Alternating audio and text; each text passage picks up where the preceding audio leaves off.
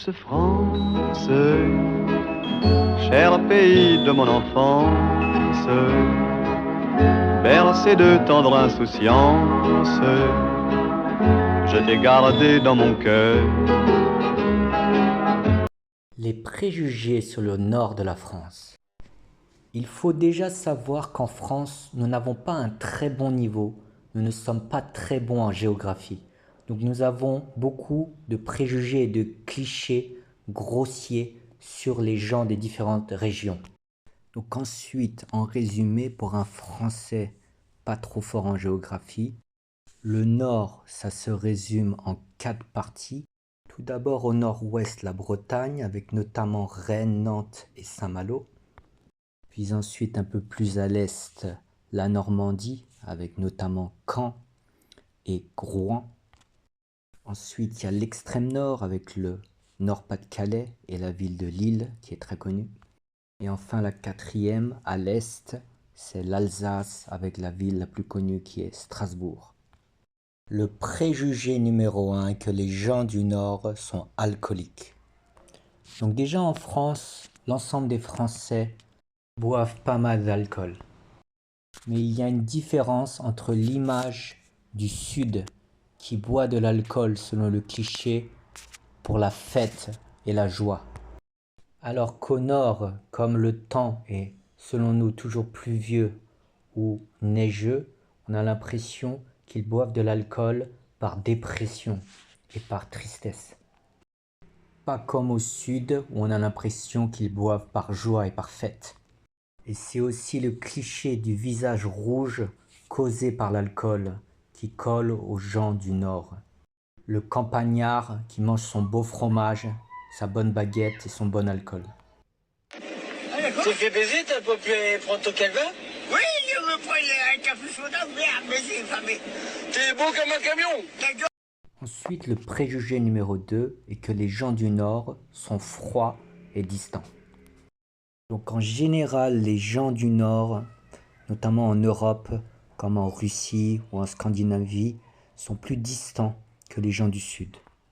Distant, cela signifie être froid.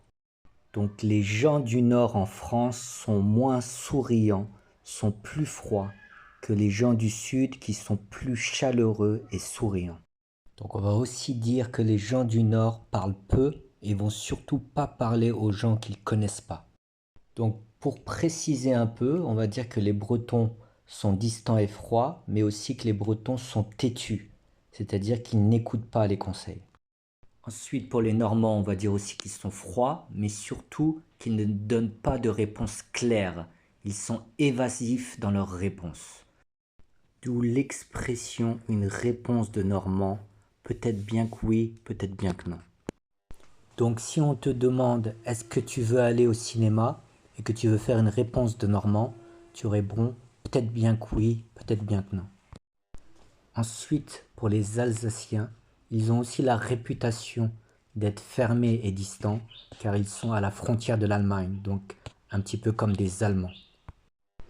Et enfin, les gens du Nord-Pas-de-Calais, eux ont la réputation au contraire d'être des gens plutôt ouverts, et notamment grâce au film Les Ch'tis. Donc dans ce film, la personne de gauche est mutée de Paris vers le Nord, et au départ il a des préjugés que les gens du Nord sont fermés, mais finalement il tombe amoureux de cette région car il voit que ces gens sont très ouverts. Donc la prochaine région est Paris et les Parisiens. Donc le préjugé numéro 1 est que les Parisiens sont arrogants et se prennent pour le centre du monde. Donc en France, les Parisiens sont assez détestés. On dit une expression parisien, tête de chien. Donc ce sont surtout les classes bourgeoises de Paris qui sont détestées car c'est vrai qu'ils sont assez arrogants, qu'ils parlent assez fort et se prennent pour un petit peu le centre du monde. Ils ont une manière de parler qui est assez typique du centre de Paris et des quartiers bourgeois. Bonjour, je m'appelle Stéphane et je donne des cours d'accent parisien. Alors si tu veux devenir un homme raffiné, élégant, qui peut briller en société, un homme qui plaît aux femmes, eh bien viens à mes cours tous les mardis après-midi de 14 à 16 heures.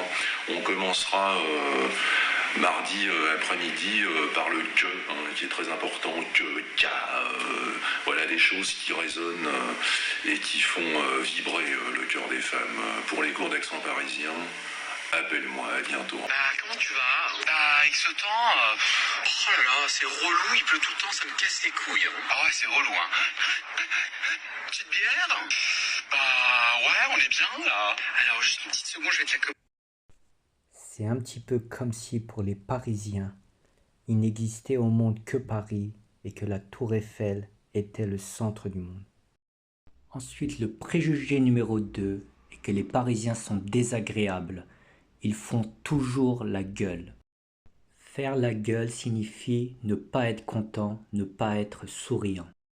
Donc les Parisiens ont la réputation de ne pas être agréables quand on leur demande une rue ou un service et qu'ils ne sourient jamais.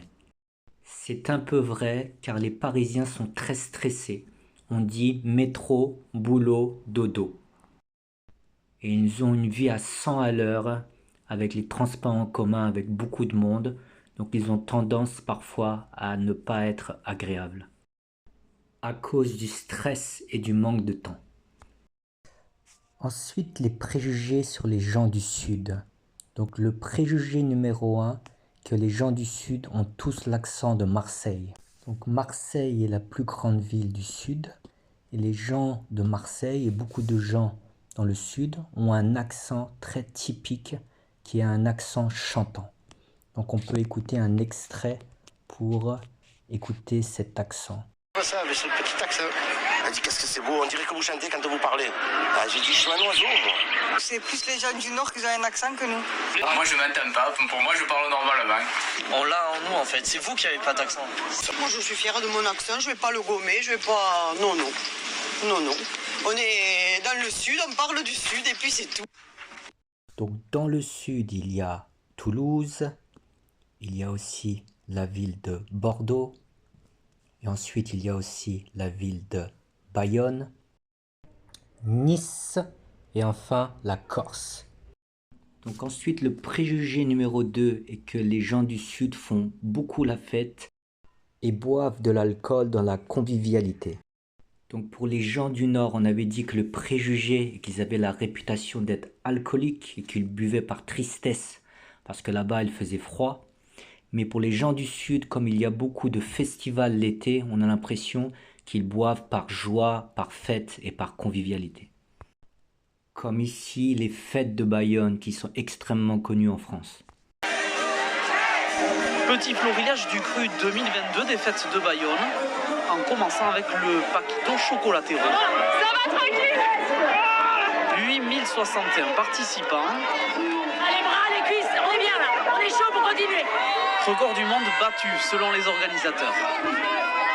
Une communion entre tous les FaceTime et voilà, c'est un grand bonheur pour tout le monde et pour tous les Bayonnais. Allez, c'est parti. Sur la place Paul Bert, démonstration de force basque. Bayonne l'emporte sur Pampelune à l'issue d'un défi musclé. Après tant d'efforts, vous prendrez bien un burger. Gros succès cette année encore pour ceux du comptoir paysan. Il s'en est vendu près de 10 000 d'après certains bénévoles.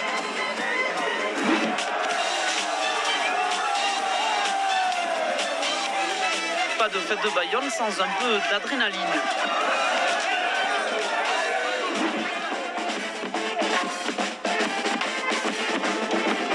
Musique et bonne humeur partout en ville. Le festard a une certaine propension à dire coucou à la caméra, mais attention à l'objectif. Les fêtes de Bayonne, c'est... Super bien. C'est incroyable les gars ce qu'on vit. Et qu'est-ce qu'on fait? On fait la fête. Allez, à l'année prochaine, puisqu'il est temps de quitter les lieux apparemment. Et c'est aussi dû aux préjugés à Marseille, avec l'image de la pétanque et de l'apéritif à base de pastis ou de ricard.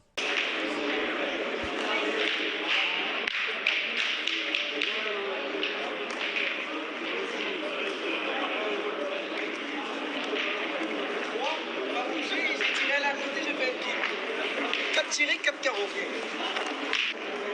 Ça tire.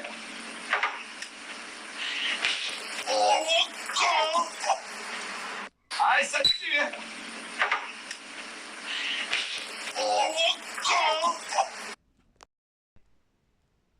Le préjugé numéro 3 est que les Marseillais ont le sang chaud et exagèrent. Si c'est 10, un Marseillais va te dire c'est 1000. Oh, voilà que tu es. Tu vas me le noyer. Ah, merci. Et maintenant, pas une, j'en tape, tu le crois ça? Pas une aujourd'hui. Putain, c'est mort. Et arrête de faire le mal avec ta cabriolet au moi, là. Tu ressembles à rien, culé. On peut terminer avec un petit jeu de deviner si ces personnes parlent avec l'accent parisien ou marseillais. Numéro 1. Quand même resituer le film dans son contexte, hein, c'est juste après la guerre. Parce que c'est important. Si, c'est Saint-Germain-des-Prés. Oui, Bon, alors, la fête, l'insouciance. Non, c'est le courant très fort de l'existentialisme. Enfin, tout le monde le sait, Jean-François. Mais ça marquait une génération, je veux dire, ça lui a fait prendre conscience des réalités sociales. Et ça transparaît pas dans le film. Ah non, ça transparaît C'est ça qui me gêne un petit peu quelque Oui, part. non, on s'en fout. Moi, il y a des choses. Donc, la réponse est 1, 2, 3. Parisien, bien sûr. Ensuite, numéro 2. Tu veux, gros. Bien sûr. Non, mais voilà, je veux dire, il est temps quand même que tout le monde soit mis devant ses responsabilités. Il est temps qu'il y ait des décisions de choc, un traitement de choc qui soit pris. J'ai bien peur que ça reste au niveau du vœu pieux. Mais voilà, quoi, il faut que tout le monde se... Les mecs, qui te disent, on fait la grève des tribunes, la grève des tribunes. Moi, je te défie de lancer la grève des tribunes. Il y aura toujours des gens qui iront. Et moi, le premier, je les fais pas Moi, le deuxième. Je le...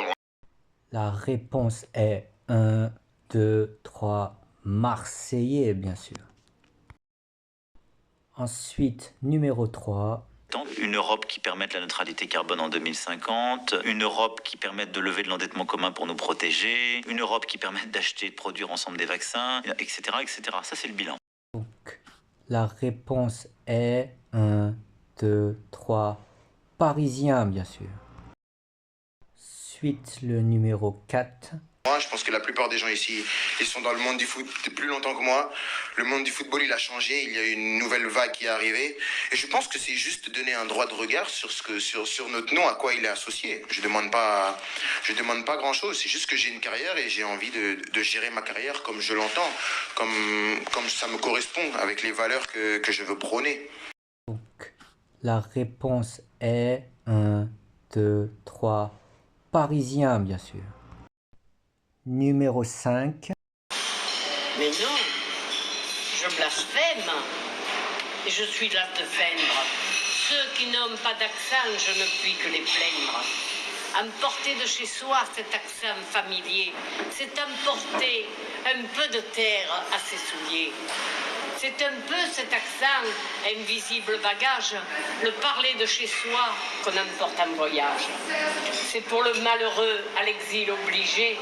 Donc, la réponse est 1, 2, 3. Marseillais, bien sûr.